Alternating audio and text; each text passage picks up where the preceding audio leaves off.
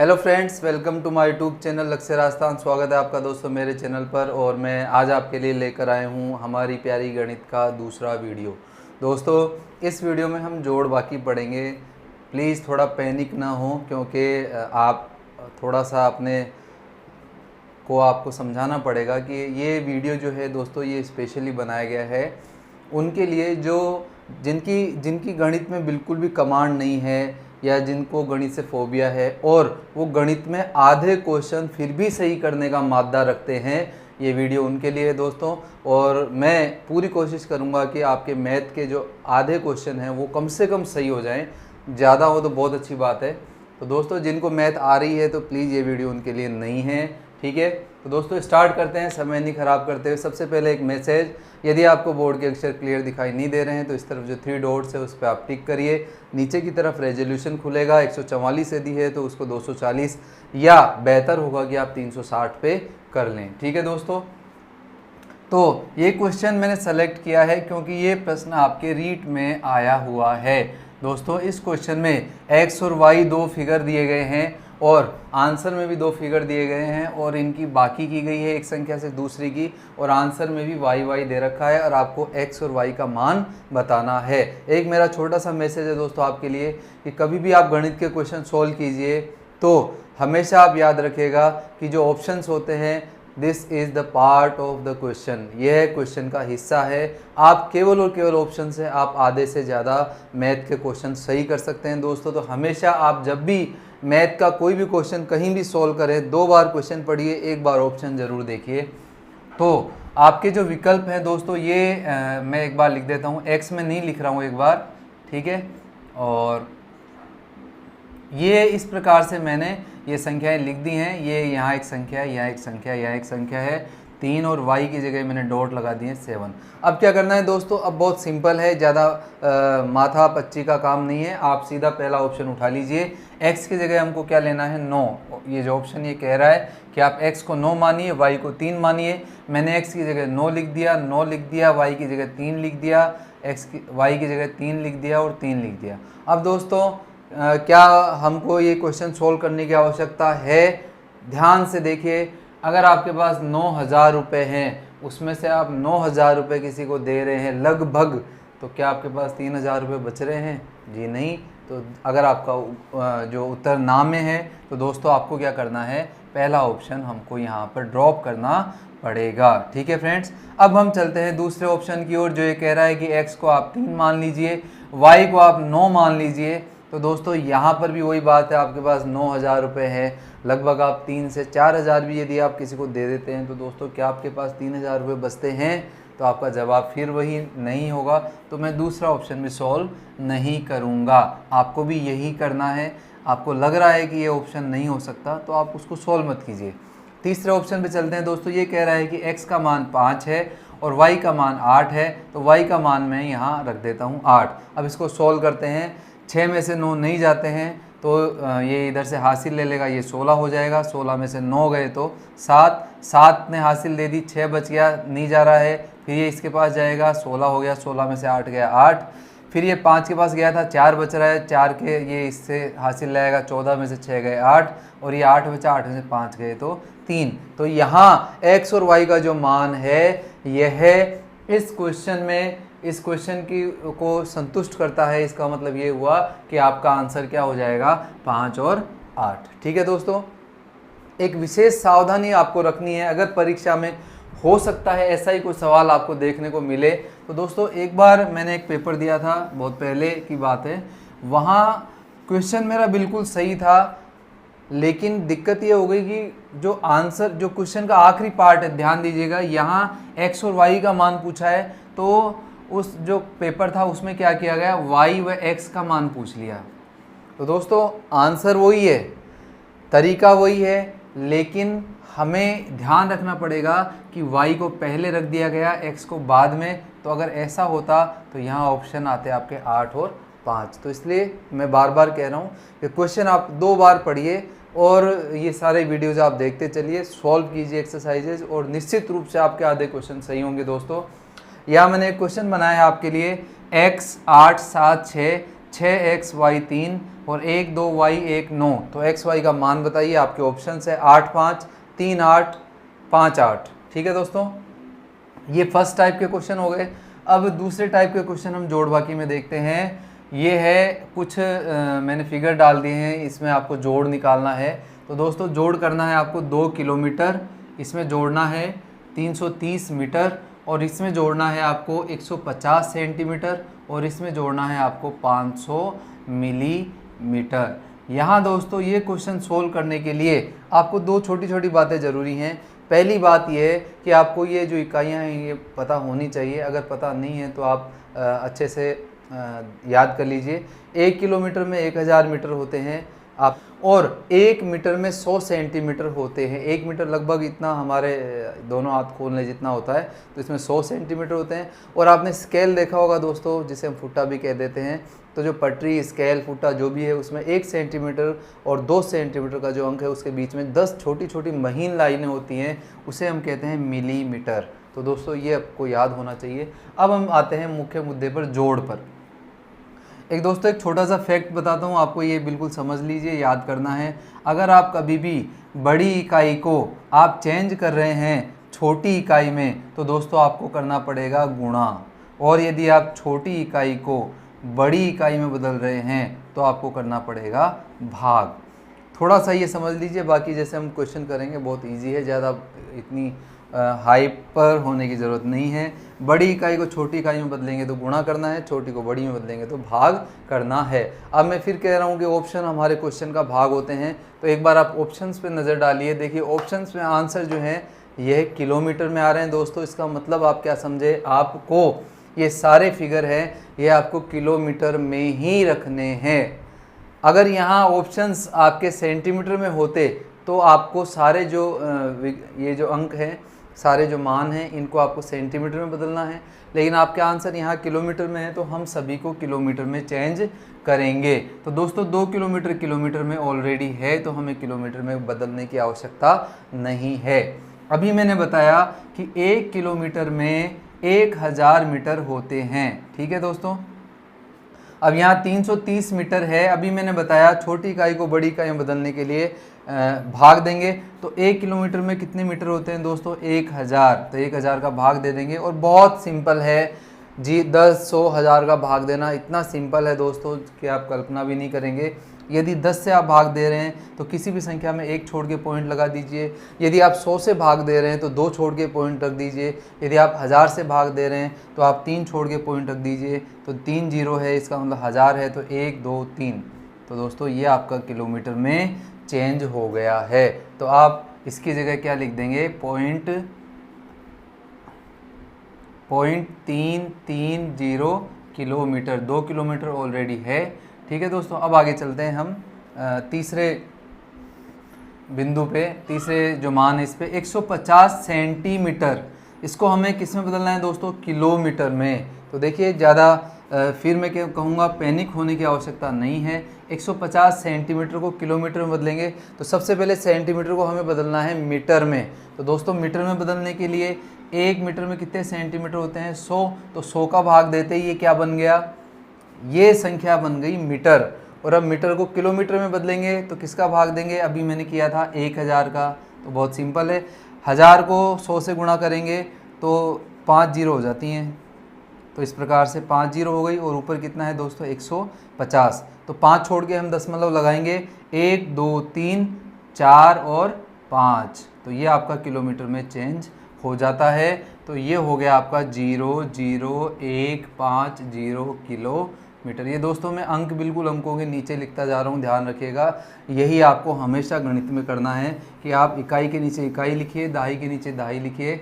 पिछले वीडियो में मैंने बहुत अच्छे तरीके से बता रखा है स्थानीय मान और जातीय मान, इनका अंतर, उनके प्रश्न। परीक्षा में पूरे चांस है दोस्तों एक क्वेश्चन वहाँ से आने का। अगला जो है यह है 500 मिलीमीटर।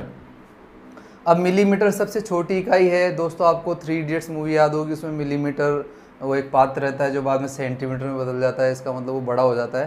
तो निश्चित रूप से मिलीमीटर सबसे छोटी इकाई है, तो मिलीमीटर को सेंटीमीटर में चेंज करेंगे। जैसे कि मैंने अभी बताया था, स्केल के ऊपर 2 सेंटीमीटर के बीच में 10 छोटी लाइनें होती हैं, तो पहले इसको सेंटीमीटर में चेंज कर देते हैं। तो हमें किसका भाग देना पड़ेगा, 10 का। अब सेंटीमीटर में ये बदल चुका है, भले ही हमने इसको सॉल्व नहीं किया है पर ये बदल गया है। अब हम इस सेंटीमीटर को किस में बदलेंगे, मीटर में। तो 1 मीटर में कितने सेंटीमीटर होते हैं दोस्तों, 100। अब ये किस में बदल गया है, मीटर में। अब हमें इसको किस में बदलना है दोस्तों, किलोमीटर में। तो किलोमीटर में बदलने के लिए फिर हम किसका भाग दे देंगे, मीटर के लिए 1000 का। तो सीधी सी बात हो गई, कितनी जीरो होगी दोस्तों, यहाँ 3 2 5 और 1 6, 3 अंक अपने पास हैं। तो चौथा, पाँचवा और छठा 6 अंक छोड़ के हम जीरो लगा देंगे। तो यहाँ आपका मान आएगा 0 0 0 5 0 0। ठीक है दोस्तों, ये सभी किलोमीटर में बदल चुके हैं। अब केवल हमको क्या करना है, इस पूरे प्रश्न में देखिए आपको जोड़ दिख रहा है, तो हमें अब इसका क्या करना है दोस्तों, जोड़ करना है। एक छोटी सी बात और, अगर किसी संख्या के आसपास आगे या बाएं या दाएं पॉइंट नहीं है तो हमेशा ये मान के चलिए कि उसके पॉइंट इस तरफ है। और यदि आप 0 लगाना चाहें तो दोस्तों इस तरफ भी लगा सकते हैं और इस तरफ भी लगा सकते हैं, पर ये पॉइंट हमेशा इसके यहाँ ही आएगा, इस तरफ आएगा। यानी 2 को आप 2.0 भी लिख सकते हैं, कोई समस्या नहीं है दोस्तों। लेकिन 2 को आप 0.2 नहीं लिख सकते हैं। 0.2 लिखने का मतलब हो गया कि आपने इसको 2/10 कर दिया, यानी 1 से बहुत कम, 1 से भी बहुत कम। तो एक और बात आप इंटरेस्ट के लिए याद रखिएगा, पॉइंट के इधर मैं कितनी भी संख्याएं लिख दूं दोस्तों, 1000 लाख कितने भी अंक लिख दूं, हमेशा वो अंक 1 से छोटे रहेंगे। जैसे ही वो अंक 1 बन जाएगा तो पॉइंट के इस तरफ आने लग जाएगा। इसलिए 1 हमेशा बड़ा होता है पॉइंट के इधर, भले ही कितनी भी संख्याएं हों। ठीक है दोस्तों, तो मैं ये सब समझा रहा हूँ खाली इसके लिए कि यहाँ पॉइंट नहीं है तो हम पॉइंट लगा देंगे, और इधर संख्याएं नहीं है तो हम 0 लगा सकते हैं। कोई समस्या नहीं है, कोई इशू नहीं है दोस्तों। ये आपका इस प्रकार से जो कैलकुलेशन है वो बहुत आसान हो जाएगी। अब देखिए 0 0 0 और 2 3 3 और पॉइंट और 2, तो दोस्तों 0 का कोई महत्व नहीं होता है। तो आपके कितने किलोमीटर आए आंसर, 2.332 किलोमीटर। तो आपका आंसर हो जाएगा ए। ठीक है फ्रेंड्स, मुझे आशा है कि आपको ये क्वेश्चन समझ में आया होगा। अगर आपको समझ ना आए हो तो वापस से स्किप करके आप दोबारा देखिए, बहुत अच्छे से समझ में आ जाएगा। और इसकी प्रैक्टिस आप करना ज़रूर दोस्तों। पहले तो प्रैक्टिस करना जो मैंने क्वेश्चन बताया है उसकी, और उसके बाद में जो क्वेश्चन मैंने पूछा है उसकी। तो फिर मैंने आपको एक क्वेश्चन दिया है, इसको आप कमेंट्स में आंसर देंगे। 1 kilometre 200 metre, 1 kilometre plus 200 metre minus 700 centimetre कितना होगा।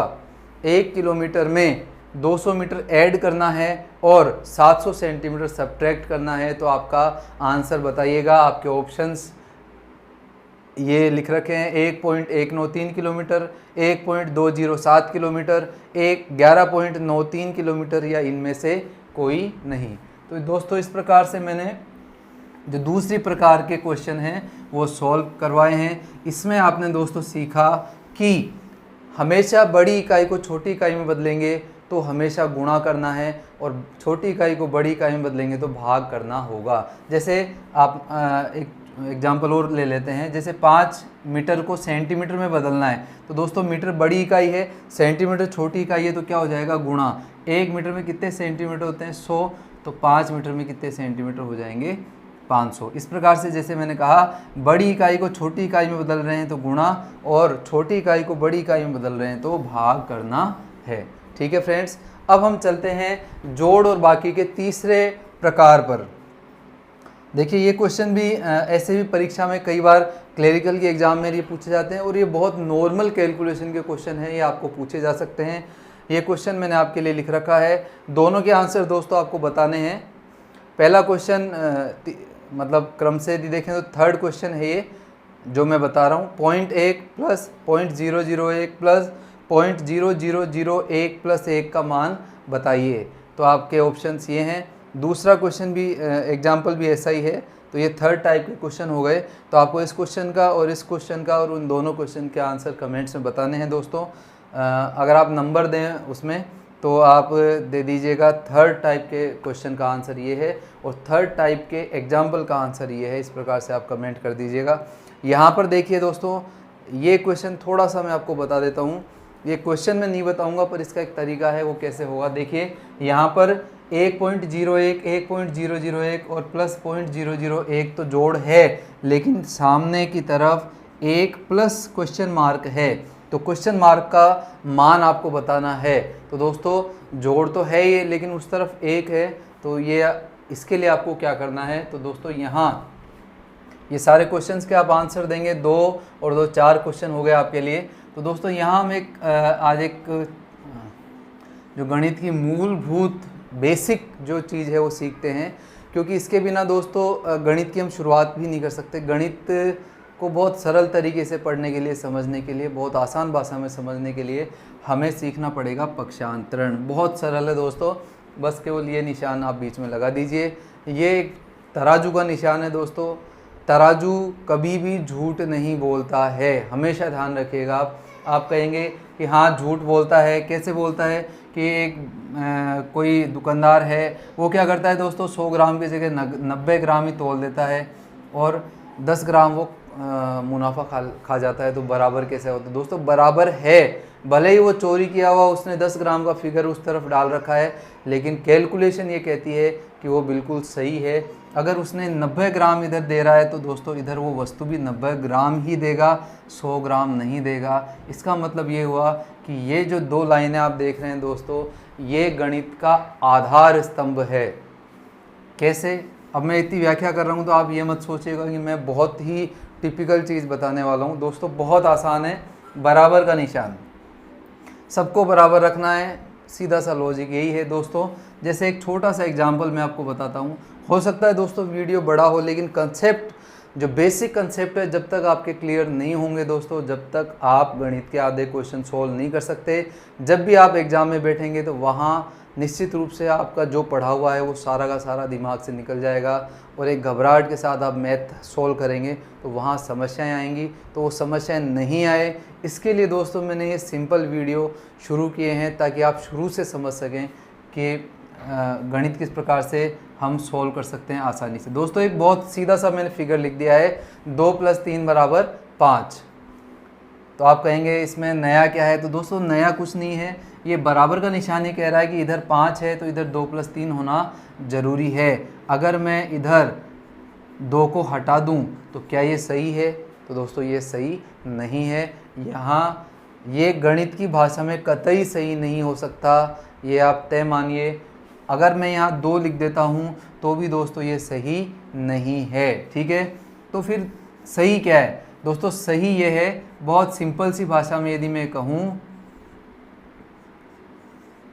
तो ये बात निकल के आएगी कि यदि हम बराबर के निशान के उस तरफ अंक लेके जाएंगे, तो यदि इधर वो प्लस का है तो इधर जाके माइनस हो जाएगा, इधर माइनस है तो वो इधर जाके प्लस का जो अंक है वो हो जाएगा। उसकी जो मूल मतलब जो कहें हम जाति परिवर्तित हो जाएगी, जहाँ वो प्लस का था वहीं वो माइनस में हो जाता है, माइनस का प्लस में हो जाता है। कैसे? तो देखिए, ये आप इसको नोट कर लीजिएगा। अगर आपको ये नहीं पता है तो बहुत अच्छी बात है, निश्चित रूप से आपके क्वेश्चन सही होंगे। बस ये ऐसा सा बनाना है, बहुत सिंपल है। तो देखिए, और एक और बात, अगर किसी अंक के पहले आपको चिन्ह नहीं दिख रहा है तो वहाँ प्लस है, ये अंडरस्टूड बात है। जैसे 5 लिखते हैं हम, 100 लिखते हैं, 200 लिखते हैं, तो हम प्लस माइनस नहीं रखते हैं उसके आगे, तो इसका मतलब वो संख्या प्लस में है। तो ये यहाँ 2 के आगे कुछ नहीं है तो ये प्लस में है। तो 2 + 3 क्या हो गया दोस्तों, 5। यदि मैं 3 को इधर लाना चाहूँ तो ये प्लस में है, तो इधर आके दोस्तों ये क्या हो जाएगा, माइनस में। तो 5 प्लस के हैं, 3 माइनस के हैं, तो प्लस ज़्यादा है, तो प्लस के कितने बच गए दोस्तों, यहाँ 2। और इस तरीके से ये बराबर का चिन्ह सही साबित हो रहा है। अगर हम 2 को नहीं ला करके इस तरफ 3 को लाते हैं, 3 को तो हम ले आए। चलिए एक और छोटा सा एक और उदाहरण देखते हैं दोस्तों जल्दी से। 2 + 3 + 5 = 10 + 4। तो 4 और 2 6, 3 9 और 5 14, और ये 10 + 4 14। दोस्तों यदि हम 4 को इधर लेके जाएंगे मान लीजिए, तो ये किस में हो जाएगा, माइनस में। इधर कितने बच जाएंगे, 10। तो क्या फ़र्क पड़ेगा, देखिए 4 और 2 6, 3 9 और 5 14 में से 4 गए तो कितने बचे दोस्तों 10। इस प्रकार से पक्षांतरण चलता है। पक्षांतरण जब होता है दोस्तों तो अंक की जो वैल्यू है वो परिवर्तित हो जाती है, जहाँ प्लस होता है वो माइनस हो जाएगा और माइनस जो होता है वो प्लस हो जाएगा। ये सभी जो बातें हैं दोस्तों ये मैंने समझाई हैं। क्वेश्चन नंबर, ये जो एग्जाम्पल है थर्ड वाला, थर्ड क्वेश्चन का जो एग्जाम्पल एक और है क्वेश्चन, या इसे फोर्थ क्वेश्चन का नाम दे दीजिए। फोर्थ जो क्वेश्चन है उसके लिए मैंने समझाया है। क्यों? क्योंकि जब आप आंसर निकाल चुके होंगे यहाँ, तो उसके बाद आपको क्या करना है, पक्षांतरण करके आपको खाली मान चाहिए प्रश्नवाचक चिन्ह का। तो आपको क्या करना है दोस्तों, आपको करना है कि ये जो एक है इसको इस तरफ ले आना है। तो एक को इस तरफ लाएंगे तो ये माइनस का हो जाएगा और आपकी कैलकुलेशन ईजी हो जाएंगी और आपके आंसर आ जाएंगे। तो दोस्तों इस प्रकार से हमने जोड़ और बाकी के बहुत ही सामान्य से लेकिन परीक्षा में आने वाले प्रश्नों को देखा और समझा। ठीक है फ्रेंड्स, तो अब हम देखते हैं गुणा और भाग।